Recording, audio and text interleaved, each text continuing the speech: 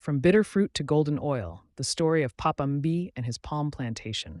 In the humid, sun-baked plains of the southwest region of Cameroon, nestled between muddy roads and green hills, lies the small village of Abanda, a place where time seems to move slower, where every drop of rain is a blessing and every harvest a gamble.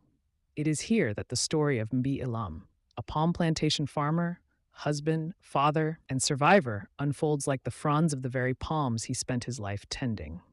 A life rooted in struggle. Papa Mumbi, as the villagers fondly called him, was not born into wealth. He inherited a modest plot of land from his father, barely 2 hectares dotted with wild oil palm trees, their spiky leaves waving like swords in the wind. His father had died young, succumbing to a preventable illness, and Mumbi, the eldest of 6 children, had to become a man far earlier than most. At 23, he married his first wife, Mbol. Over the years, he married 2 more, Naomi and Abena, as tradition allowed.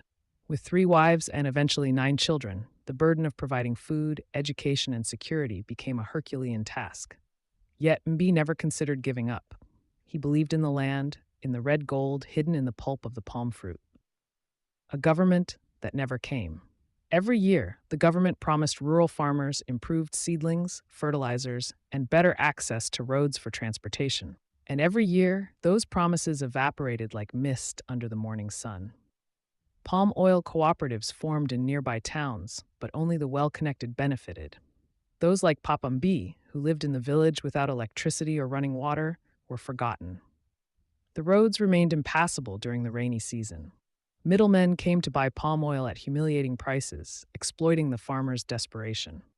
Mbi would sell 20 liters of oil for less than the cost of sending 1 child to secondary school.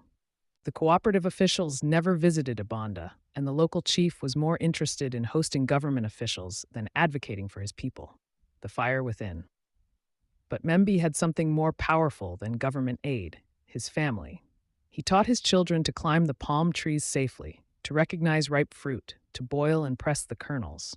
His wives worked tirelessly, harvesting, frying, and filtering the oil. Mbole managed the household. Naomi helped in the fields. Abena kept the books. The children, Etienne, Neba, Judith, Thomas, Martha, Baco, Lillian, Peter, and Grace, grew up with oil-stained hands and aching limbs. But they also grew up with values: discipline, sacrifice, and unity. They carried jerry cans on their heads to the market, walked barefoot to school, and studied by kerosene lamp at night. It wasn't unusual for the family to go days with only boiled cassava or corn porridge.